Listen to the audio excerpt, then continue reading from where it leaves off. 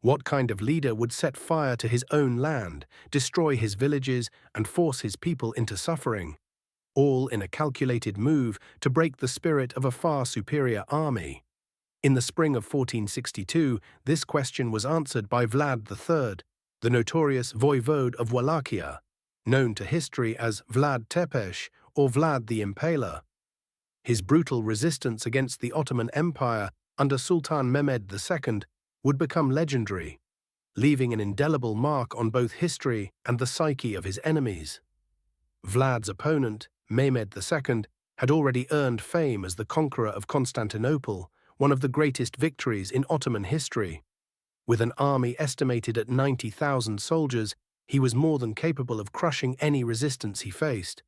But when Mehmed launched his campaign into Wallachia to overthrow Vlad in 1462, he encountered something entirely unexpected. Instead of facing a conventional army waiting to battle in the fields, Mehmed's troops entered a barren, desolate wasteland.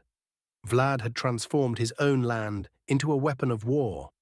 Villages were burned to the ground, fields were scorched, and the very water supplies were poisoned or destroyed. Homes were reduced to ash, granaries emptied, and livestock either driven away or slaughtered. This wasn't just cruelty, it was a strategy. Vlad knew his army was far smaller than Mehmed's overwhelming force. Traditional battle was not an option. His only chance for survival was to break the will of the Ottomans through a scorched earth policy that left them with nothing. According to contemporary records, including accounts from Byzantine chronicler Leonikos Chalkokondyles, Vlad's destruction was meticulous. It wasn't just random destruction, it was a calculated military tactic designed to starve and demoralize the Ottoman forces. Entire populations were evacuated or slaughtered, ensuring the invaders would find no shelter, no food, and no information as they advanced through Wallachia. As Vlad himself later described in a letter to Matthias Corvinus of Hungary, he had killed peasants, men and women, old and young, adding, "We have burned down everything." The psychological impact was immense. The Ottoman soldiers, unfamiliar with the terrain, found themselves trapped in a hostile land.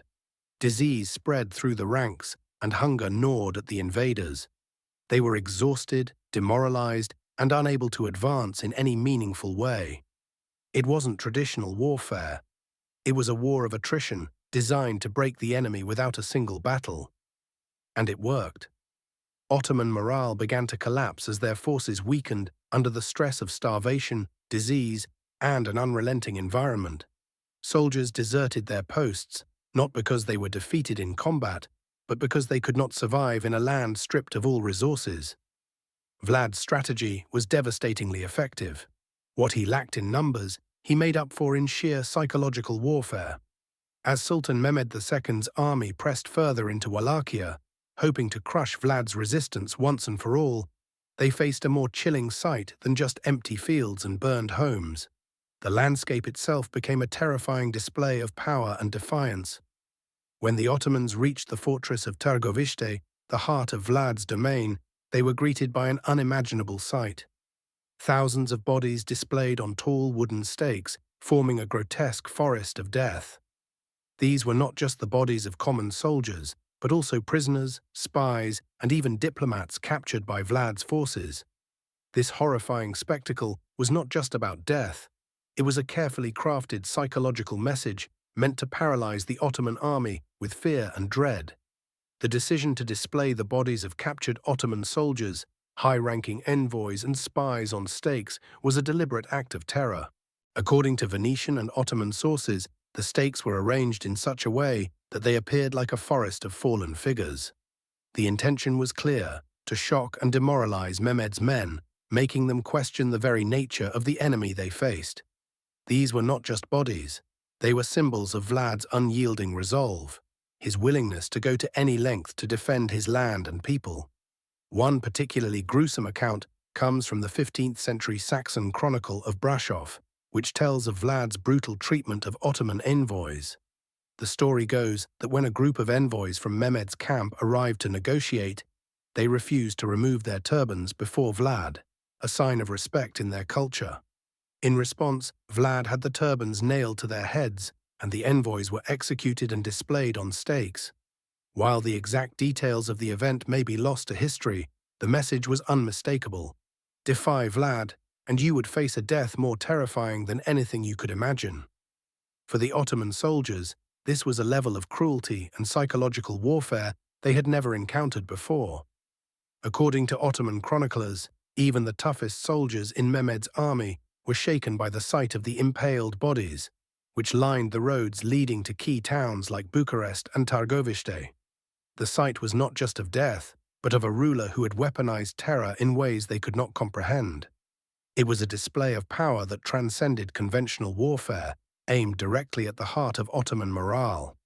As Mehmed's army marched deeper into Wallachia, they were confronted not just by a physical wasteland, but by the cold, calculated cruelty of Vlad's tactics.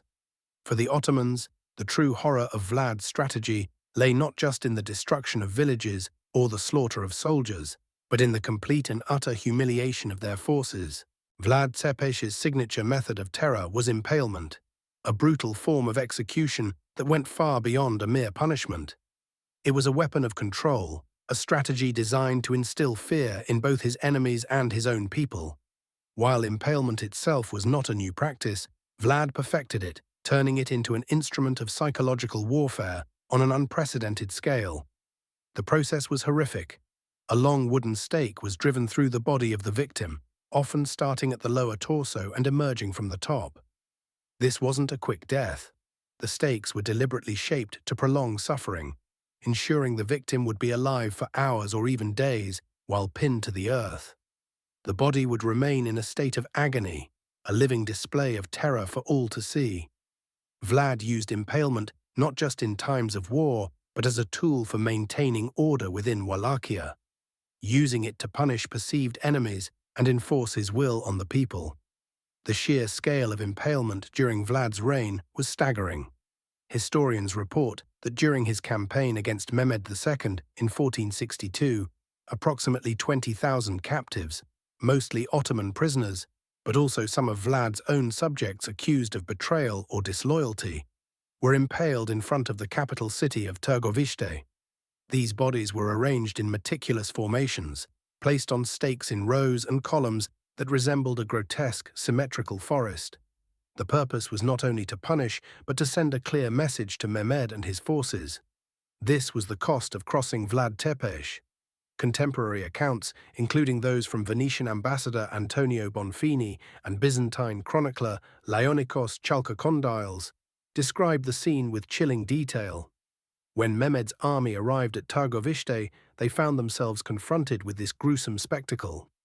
Even the seasoned Ottoman soldiers, who had fought in numerous battles across Europe and Asia, were reportedly shaken.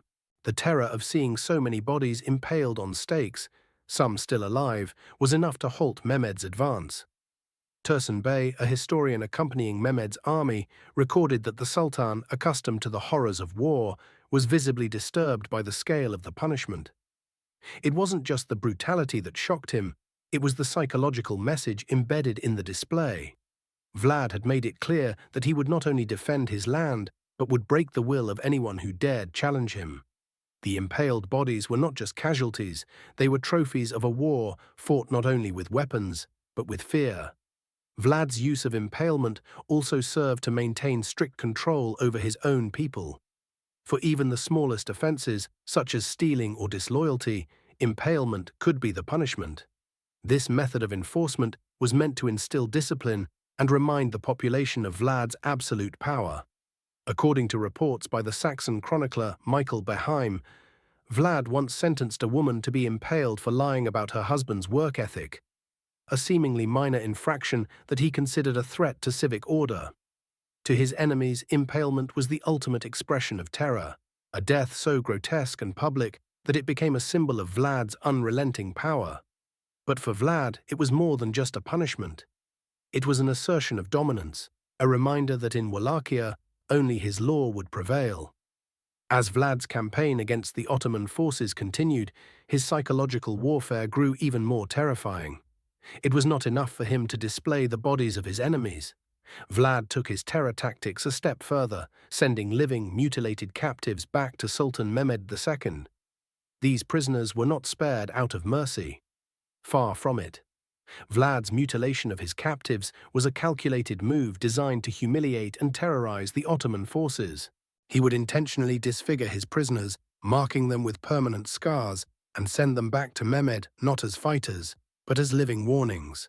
The mutilation was not just physical pain, it was a calculated psychological weapon aimed directly at the heart of the Ottoman Empire. According to various historical accounts, including those preserved in Slavic texts, like the Skazani o Draculae Vovode, the tale of Prince Dracula, Vlad would have his captives' eyes gouged out, their noses and ears removed, and their limbs disfigured. Some prisoners were even branded with hot irons or had symbolic marks etched into their skin. The brutality of these acts was meant to send a clear message to Mehmed, that Vlad feared no retaliation, that he would stop at nothing to break the will of his enemies. But the physical disfigurement wasn't the only weapon in Vlad's arsenal. The psychological torment inflicted on these prisoners was equally important. Vlad's mutilated captives were not executed. No, they were sent back to their leaders alive to carry the message of Vlad's resolve. These living, disfigured men were no longer warriors. They were walking symbols of horror, sent to terrorize the Ottoman forces. The impact of these mutilated prisoners was profound. When they returned to Mehmed's camp, they were a grim reminder of the kind of ruler Vlad Tepes was. To the Ottoman soldiers, these men were living proof that their leader had no mercy, no respect for life, and no fear of retaliation. The sight of these mutilated captives walking back to the Ottoman camp served as a chilling reminder that their enemies' cruelty knew no bounds. Some historians speculate that the disfigurement of the prisoners may have been a form of religious provocation, particularly toward the Muslim Ottoman soldiers. The mutilations could have been seen as an attack on their beliefs, a challenge to their identity. However, this view is not universally agreed upon, as there are conflicting sources that suggest Vlad's primary motive was simply to break the morale of the Ottoman forces. In any case, the effect on Mehmed and his army was undeniable. The sight of mutilated prisoners, returned to them by their enemy, sent a shockwave through the Ottoman ranks. Mehmed, who had already witnessed the horrors of impalement and the destruction of his army's resources, now faced a more personal affront. His soldiers were not just fighting a man who would burn his land and display the bodies of his enemies. They were fighting a man who was willing to go to unimaginable lengths to humiliate and destroy them. Vlad's use of mutilated prisoners was a masterstroke of psychological warfare. These men were not just tools of terror, they were living proclamations of Vlad's power and his refusal to be intimidated. For Mehmed and his forces, these living warnings were as much a part of the battle as any sword or spear. By the time the Ottoman forces finally reached the gates of Targovishe, the damage was done. The combination of Vlad Tepes's scorched earth tactics, his psychological warfare, and the terrifying spectacle of impaled bodies and mutilated prisoners had already done its work. Mehmed II, the Sultan who had conquered Constantinople and built one of the most powerful empires in history, found himself facing a foe who refused to submit to traditional warfare. Instead of a typical military confrontation, he was encountering a ruler whose methods were so brutal, so ruthless, that they defied all expectations. The siege of Targovishe ended in failure for Mehmed. His forces were exhausted, starved, and demoralized, and the Sultan had no choice but to retreat. The campaign had cost the Ottoman Empire dearly, both in terms of lives lost and morale shattered. Mehmed, who was accustomed to winning with overwhelming force, had learned the hard way that in the brutal world of Vlad the Impaler, victory could be won without ever engaging in a direct battle. Vlad's success in this campaign did not stem from military superiority. It stemmed from his ability to use terror as a weapon. His ability to control the battlefield through psychological warfare was unparalleled. He had turned his land into a weapon, his people into pawns, and his enemies into victims of their own fear. Vlad's tactics were so effective that they became a legend, not only in the Ottoman Empire, but throughout Europe. His name became synonymous with cruelty and terror, and his image as the Impaler became etched in history. But Vlad's reign was not without consequences. While he succeeded in his immediate goals, defending Wallachia from the Ottomans and establishing his rule with an iron fist. His brutal methods left scars on his own people as well. His reputation for cruelty was not limited to his enemies. Within his own realm, the fear of Vlad's punishment kept the population in line, but it also fostered resentment. Many viewed his reign as one of terror rather than leadership, and his eventual downfall came not from external forces, but from internal betrayal and political maneuvering. Yet the legacy of Vlad Tepes as a master of psychological warfare endured. His tactics of impalement, mutilation, and terror became a part of the folklore of the Balkans, and his name lived on in the stories and legends of Europe. In the centuries that followed, the myth of Dracula, the vampire who would drink the blood of his victims, was born, partly inspired by the brutal ruler who had once ruled with such terrifying control. Vlad's actions remain a topic of fascination and debate. Was he a tyrant, a monster, or a hero who did what was necessary to defend his homeland? Perhaps all three. His legacy is a stark reminder of how power can be wielded, not just with armies, but with fear. The tactics he employed, the psychological manipulation he perfected, and the sheer terror he instilled in his enemies left an indelible mark on history. His story raises questions about the nature of cruelty and the limits of power, questions that are still relevant today. Vlad Tepes's name may be synonymous with blood and fear, but in the end it was his unyielding will to resist, his refusal to surrender to the might of the Ottoman Empire that defined him. For better or worse, Vlad the Impaler's reign serves as a chilling example of how far a leader might go to protect their realm, and how deeply fear can shape history.